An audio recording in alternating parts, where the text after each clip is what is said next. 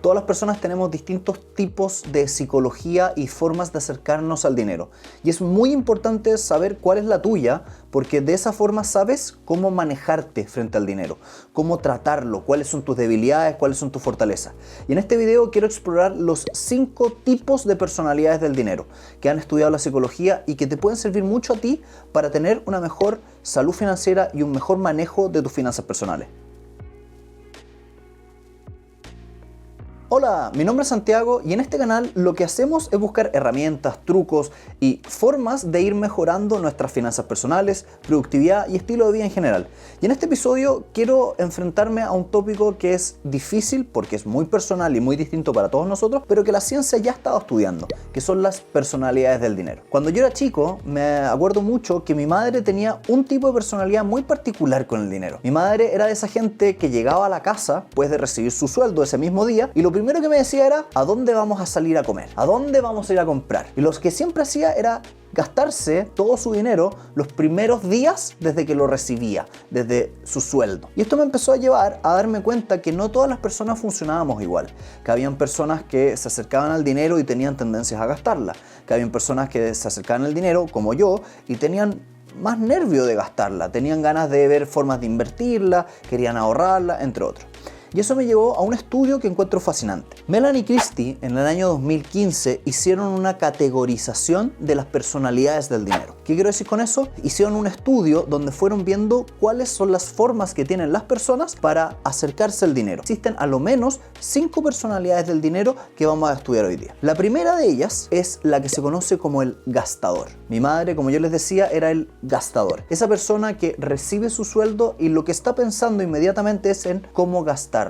Y todos conocemos algo y todos tenemos un poquitito de el gastador. En cierto sentido, cuando recibimos dinero lo que queremos hacer es usarlo. Pero al mismo tiempo esta personalidad tiene ciertos riesgos. ¿Cuál es el riesgo evidente? Que el gastador tiene dificultades para ahorrar, tiene dificultades para invertir y fundamentalmente tiene un problema muy concreto. No se da cuenta que el gastar hoy lo priva de poder gastar más mañana. Cuando tú ahorras e inviertes, terminas multiplicando tu dinero hoy para tener en el futuro mucho más para gastar. Y es de aquí donde vienen frases como: para eso trabajo, tengo que gastármelo. Y la verdad las cosas es que les quiero decir algo un poco contraintuitivo. Yo sí estoy a favor, a pesar de ser parte de la comunidad de la educación financiera, de gastar el dinero. Y creo que es importante recordar que nadie sabe cuándo se va a morir y en algún minuto te tienes que gastar el dinero antes de llevártelo a la tumba. Pero la otra vez descubrí un concepto que me encantó y me hizo darle una perspectiva distinta a cuándo gastar. Hay un escritor muy interesante que dice que el tiempo se divide en pequeños cuadraditos o etapas. Y no es lo mismo gastar tu dinero cuando tienes 25 años y puedes viajar por el mundo,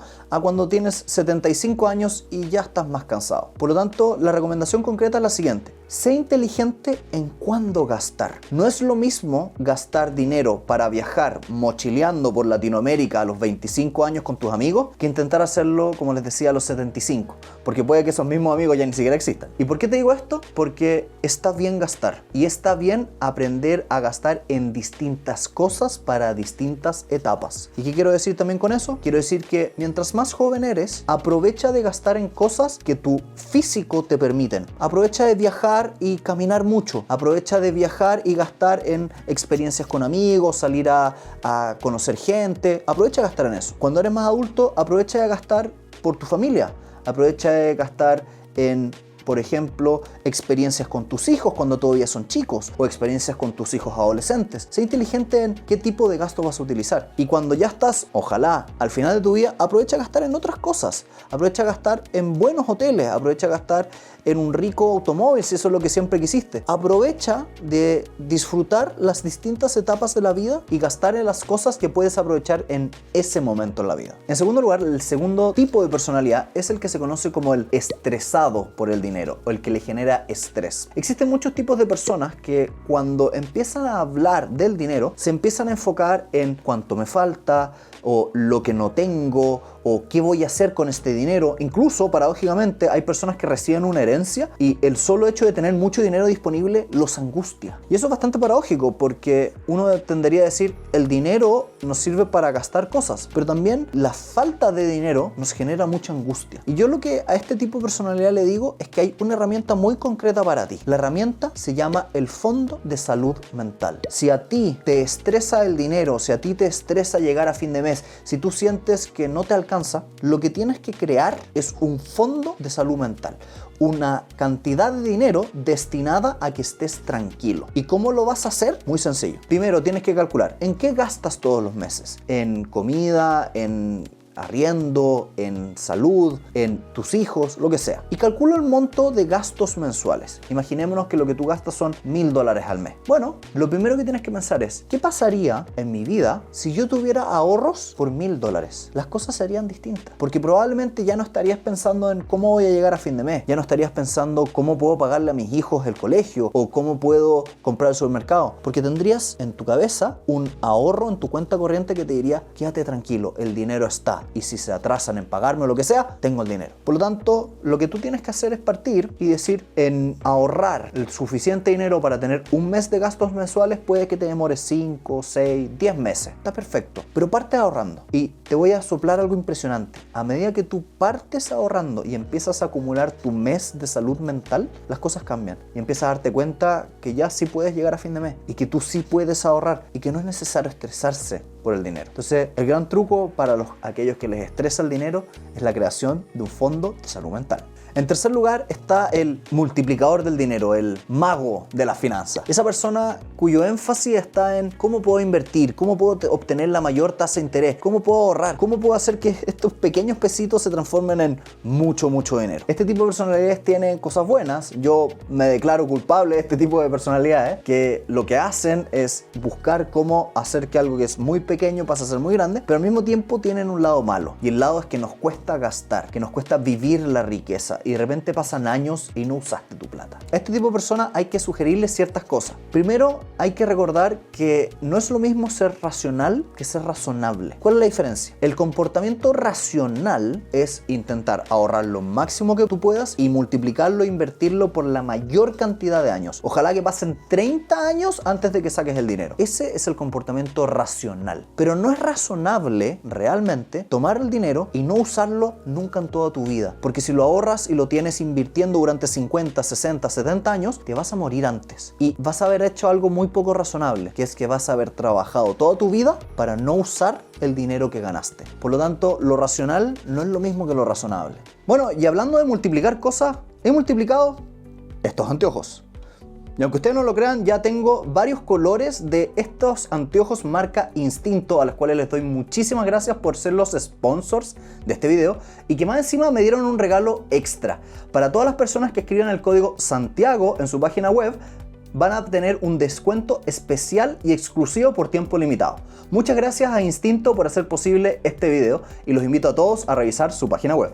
Segundo lugar, otro consejo, aprender a decir cuándo es suficiente. Hay una persona muy famosa que se llama Bernie Madoff, el estafador piramidal más grande de todos los tiempos. Una persona que estafó a muchísimas, cientos de miles de personas y que después de que la estafa piramidal cayó en una desgracia no solamente con todas las personas que estafó, sino con la sociedad como un todo, porque había estafado a fundaciones famosas, a colegios, a universidades, había estafado a todo el mundo. Y lo que la gente no sabe de Bernie Madoff es que Bernie Madoff, antes de partir la gran estafa, era multimillonario legítimamente. Era una persona que con sus inversiones había logrado hacer decenas de millones de dólares y en verdad no necesitaba el dinero, pero cometió un error. El error fue no saber cuándo decir esto es suficiente, no necesito más. Y los multiplicadores del dinero tenemos este problema. Nunca es suficiente. Siempre hay alguien más rico. Siempre hay un Bill Gates o un Elon Musk por ahí que tiene más dinero que yo y tengo que seguir multiplicando. Aprender a decir cuándo es suficiente es la clave. Y por último, para los multiplicadores del dinero, los impuestos sí son importantes, ojalá pagar la menor cantidad de impuestos posible, pero tampoco dejes que los impuestos te paralicen.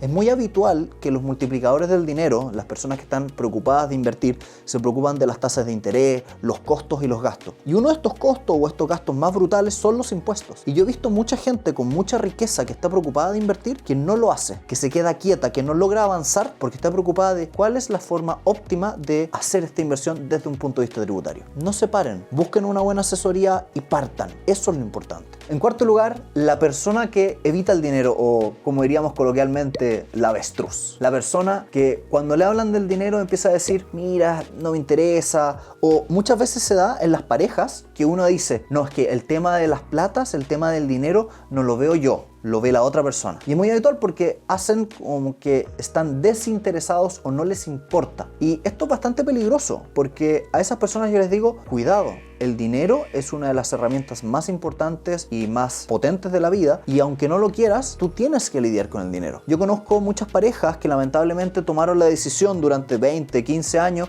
de vivir con otra persona y que la otra persona era la encargada del dinero, y de repente fallece la persona o se divorcian y llevan 20 años sin saber de dinero y no saben qué hacer. Bueno, eso no te puede pasar a ti. Si bien el dinero para estas personas no es una prioridad, sí tiene que ser a lo menos algo de lo cual te intereses vagamente. Es parecido a la salud. Si bien la salud puede que no sea la prioridad para una persona en un minuto de su vida, puede que la familia sea más importante o lo que sea, siempre tiene que estar presente. No puedes olvidar que la salud también tiene un apellido, salud financiera. Y esto también va de la mano de un tema que a mí me parece muy grave. En mi país y en Chile, en Latinoamérica y en el mundo, el dinero es un tabú, es un tema que no se conversa. Y las personas que consideran poco interesante, las avestruces, que el dinero dicen no es para mí, tengan cuidado, porque también ustedes tienen la responsabilidad de informarse e informar a quienes ustedes quieran. Muchas veces he visto madres y padres que dicen, no, el otro ve el tema del dinero y no le enseñan nada a los hijos. Y de repente pasan 20 años y se preguntan, pero ¿cómo es posible que mi hijo esté tan endeudado? ¿Le hablaste alguna vez del tema? Es lo mismo. Ustedes tienen que hablar sobre este tema y no tiene que ser tabú. Hablar de la tarjeta de crédito y las deudas está bien en un hogar. Hágalo. En quinto lugar, está esa personalidad que demoniza el dinero. Aquellos que dicen el dinero es la fuente de todos los problemas y todos los males en este planeta. La verdad las cosas es que lo que tengo que decir antes de analizar un poco los pros y los contras de este tipo de personalidad es recordar que el dinero no es bueno ni malo. Se puede utilizar para cosas muy malas, pero también para cosas muy buenas. Tú puedes utilizarlo para hacerle daño a alguien o puedes utilizarlo para hacerle el bien. Entonces, recordemos, el dinero es neutro. Puede utilizarse para comprar cosas y servicios y no tiene una connotación moral. Lo que sí es importante recordar es que el dinero no hace la felicidad. Hay varios estudios que hablan de que desde los 0 a los $75.000 ajustado por país, pero más o menos $75.000 al año, cada peso o dólar adicional te hace un poquito más feliz. Tú cuando no tienes nada, no tienes un techo y recibes 100, $500, objetivamente esos $500 te hacen más feliz. Pero a medida que vas creciendo, 500, 1000, 2000, 3000, 5000, cada dólar adicional no te da el mismo grado de felicidad. Y ya llega un punto donde el dinero ya no te entrega más valor, ya no te entrega más felicidad. Y ahí muchas veces sirve para empujar otros lados de nuestro cerebro, que son las ambiciones desmedidas y el no saber cuándo decir esto es suficiente. Por lo tanto, la sugerencia es, recordemos, el dinero no es bueno ni malo, es simplemente una herramienta. Recordemos que el dinero sí compra la felicidad hasta cierto punto, pero no hasta el final. Ahora bien, ustedes se preguntarán, ¿somos solamente un tipo de estos 5 tipos? La respuesta evidentemente es no. Todos tenemos un pedacito de gastador, un pedacito de multiplicador, pero por lo general se dice que uno tiene 2 dominantes, que tenemos 2 tipos de personalidades que más calzan con tu ser. Y la gracia o la importancia de eso es que tenemos que aprender a manejar las cosas buenas y las cosas malas de esos 2 grandes tipos de personalidad. Así que si te gustó este tema, voy a dejar aquí otros videos muy parecidos a esto y que podrían interesarte. Además, te invito a ponerle like, suscribir y poner la campanita. Eso me ayudaría muchísimo.